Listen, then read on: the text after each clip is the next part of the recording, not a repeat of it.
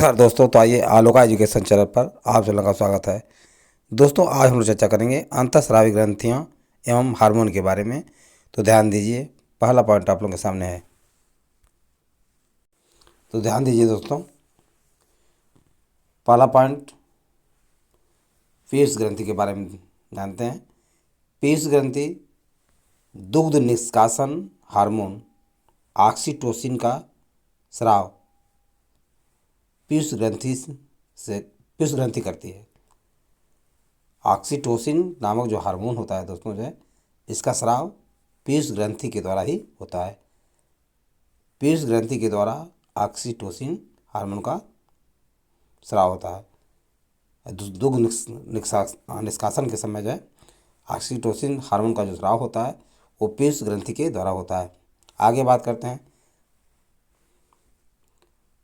Oxytocin माँ और शिशु के मध्य गले लगाना या चूमना किस हार्मोन के स्रावण को प्रेरित करता है? माँ जब अपने बालक को, अपने बच्चे को अपने गले से लगाती है तो या चूमती है, उस समय किस हार्मोन का स्रावण होता है? तो ऑक्सीटोसिन का। किसका? ऑक्सीटोसिन हार्मोन का स्रावण होता है। आगे बात करते हैं प्रावटु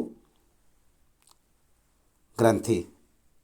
तो प्रावटु ग्रंथि दोस्तों जो है मानव शरीर में प्रावटु ग्रंथि से स्रावित होने वाला प्रावटु हार्मोन रक्त में कैल्शियम और फास्फेट की मात्रा विनियमित करता है। तो ध्यान रखिए दोस्तों, कैल्शियम और फास्फेट की मात्रा,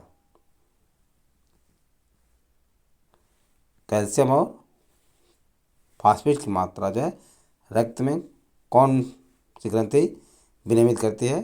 तो प्रावटु ग्रंथि। यानी मानव शरीर में प्रावटु ग्रंथि से स्रावित होने वाला प्रावटु जो हार्मोन होता है रक्त में कैल्शियम और फास्फेट की मात्रा विनियमित करता है। तो रक्त में कैल्शियम और फास्फेट की मात्रा को विनियमित करने वाला कौन सा हार्मोन है? तो प्रावटु हार्मोन है, जो कि प्रावटु ग्रंथि से स्रावित होता है। आगे थायरॉक्सिन। थायरॉक्सिन की बात करें तो थायरॉक्सिन दोस्तों जो है थायरॉक्सिन हार्मोन के में आयोडीन उपस्थित होता है। क्या होता है? किस हार्मोन में आयोडीन उपस्थित होता है? तो थायरॉक्सिन हार्मोन में आयोडीन उपस्थित होता है, पाया जाता है। अग्न्याशय की बात करें, अग्न्याशय इंसुलिन हार्मोन किस अंग से स्रावित होता है? अग्न्याशय से। अग्न्याशय से कौन सा हार्मोन स्रावित होता है? तो इंसुलिन स्रावित होता है। यकृत। यकृत की बात करें, मनुष्य में पित्त का निर्माण, ध्यान रखिए, मनुष्य में पित्त का निर्माण लीवर में होता है, यानी यकृत में होता है। वहीं बात करें तो पित्त का संचय पित्ताशय में होता है। पित्त का निर्माण किस में होता है? लीवर में होता है। लेकिन ध्यान रखिए, पित्त का जो संचय होता है या पित्त जो कलेक्ट होता है वो पित्ताशय में होता है। कहाँ पे? गाल ब्लाडर में होता है। इसी गाल ब्लाडर में पथरी उत्पन्न हो जाती है, स्वतः क्रिएट हो जाती है, जो कि मनुष्य में के पेटों में आसानी दर्द उत्पन्न होती है। तो ध्यान रखिए, पित्त का निर्माण यकृत में, लीवर में होता है। वहीं पित्त का संचय जो है दोस्तों जो है गाल ब्लाडर या पित्ताशय में होता है। Next TSH। TSH के बारे में चर्चा करें। थायराइड ग्रंथि को थायरॉक्सिन स्रावित करने के लिए उत्तेजित करने वाला अंतःस्रावी हार्मोन TSH है।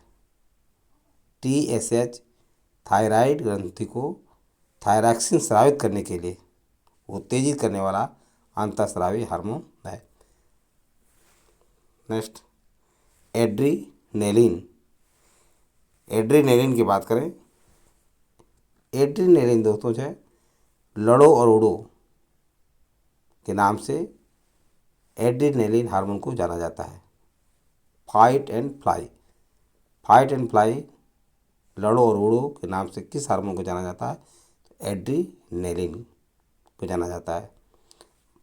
आगे बात करें, मानव शरीर का सामान्य तापमान कितना होता है? तो 98.6 फ़ारेनहाइट तापमान होता है। वह डिग्री में बात करें तो 37 डिग्री सेल्सियस तापमान जो है मनुष्य का होता है। तो दोनों पॉइंट एकदम बिल्कुल याद रखें, 98.6 फ़ारेनहाइट और डिग्री में 37 डिग्री सेल्सियस। नेक्स्ट पॉइंट की तरफ ध्यान दीजिए। यकृत शरीर में अतिरिक्त ग्लूकोज ग्लाइकोजन में परिवर्तित होकर कहाँ संरक्षित होता है? तो लीवर में संरक्षित होता है। ध्यान रखिए दोस्तों, शरीर में अतिरिक्त ग्लूकोज ग्लाइकोजन में परिवर्तित होकर, ग्लूकोज क्या होता है? ग्लाइकोजन में परिवर्तित होकर यकृत में संरक्षित हो जाता है, संरक्षित हो जाता है। नेक्स्ट क्वेश्चन, शरीर में कौन सी ग्रंथियाँ वाहिनीहीन हैं? तो अंतःस्रावी ग्रंथियाँ दोस्तों जो है शरीर में वाहिनीहीन है, डक्टलेस है।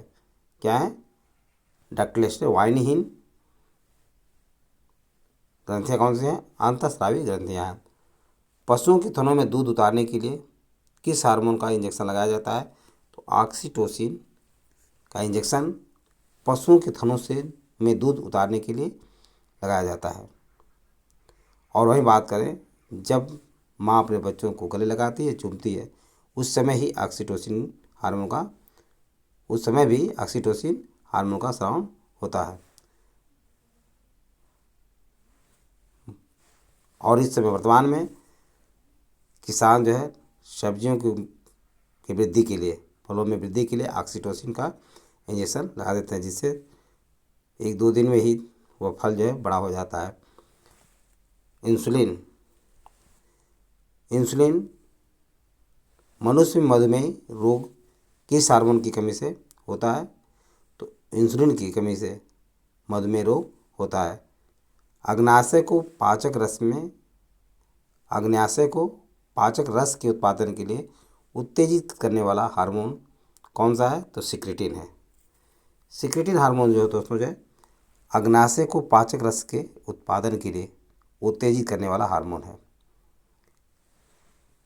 यदि अग्न्याशय में कोई विकार उत्पन्न हो जाए तो इंसुलिन और ग्लूकागान का निर्माण नहीं होगा।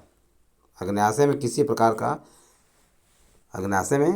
भी प्रकार का विकार उत्पन्न हो जाता है तो इंसुलिन और ग्लूकागान का निर्माण नहीं होगा।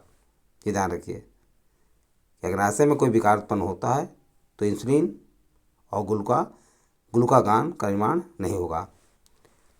कौन सी ग्रंथि वृद्धि हार्मोन का स्राव या रिसाव करती है?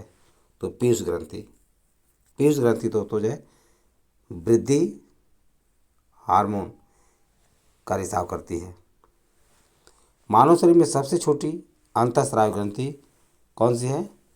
तो मानव शरीर में सबसे छोटी अंतःस्रावी ग्रंथि जो है पीयूष ग्रंथि है। हार्मोन्स की अनियमितता के कारण होने वाले रोगों को क्या कहा जाता है? कार्यात्मक रोग कहा जाता है। कार्यात्मक रोग जो है हार्मोन्स की अनियमितता के कारण उत्पन्न होने वाला रोग है, जिसे कार्यात्मक रोग या फंक्शनल डिजीज कहा जाता है। नेक्स्ट, अब थोड़ी सी चर्चा हम लोग करते हैं दोस्तों, मानव हार्मोन तथा उनकी भूमिका। हार्मोन शरीर में भूमिका। हार्मोन देखिए, सोमेटोस्टेटिन मानव हार्मोन सोमेटोस्टेटिन का क्या कार्य है? शरीर में इनकी भूमिका क्या है? वृद्धि हार्मोन के स्राव को रोकना। सोमेटोस्टेटिन का काम क्या होता है? जो वृद्धि हार्मोन होते हैं उनके स्राव को रोकने का काम होता है। वहीं ऑक्सीटोसिन व पीटोसिन की बात करें तो प्रसव के समय गर्भाशय के फैलाव, विस्तार एवं संकुचन को प्रेरित करता है तथा स्तन ग्रंथियों से दुग्ध स्रावण को प्रेरित करता है। स्तन ग्रंथियों से दुग्ध निकालने को भी प्रेरित करता है। मेलाटोनिन की बात करें, यह सोने जागने के चक्र को नियंत्रित करता है। सोने जागने के जो चक्र है, सर्कल है, उसे कौन नियंत्रित करता है? तो मेलाटोनिन नियंत्रित करता है। एड्रेनलिन की बात करें, जिसे एपिनेफ्रिन भी कहा जाता है, हृदय स्पंदन रुधिर दबाव व श्वसन का नियमन करता है तथा शरीर को युद्ध या पलायन के लिए तैयार करता है। शरीर को युद्ध या पलायन के लिए यानी युद्ध करने के लिए और भागने के लिए एड्रेनलिन हार्मोन ही क्या करता है, तेजित करता है। एस्ट्रोजन का बात करें, एस्ट्रोजन दोस्तों जो स्त्रियों में सहायक प्रजनन अंगों की वृद्धि व विकास में काम करता है। स्त्रियों में द्वितीयक लैंगिक लक्षणों का विकास भी एस्ट्रोजन का काम है। प्रोजेस्टेरॉन, प्रोजेस्टेरॉन गर्भाशय को भ्रूण के अधिरोपण के लिए तैयार करता है। प्रोजेस्टेरॉन गर्भाशय को भ्रूण के अधिरोपण के लिए तैयार करता है। गर्भाशय बनाए रखने में सहायक है। कौन सा? प्रोजेस्टेरॉन। टेस्टोस्टेरॉन की बात करें तो टेस्टोस्टेरॉन पुरुष के सहायक प्रजनन अंगों की वृद्धि व विकास में सहायक है। पुरुष द्वितीयक लैंगिक लक्षणों का विकास, पेशियों के विकास में सहायक, ये सभी कार्य जो है टेस्टोस्टेरोन का काम है।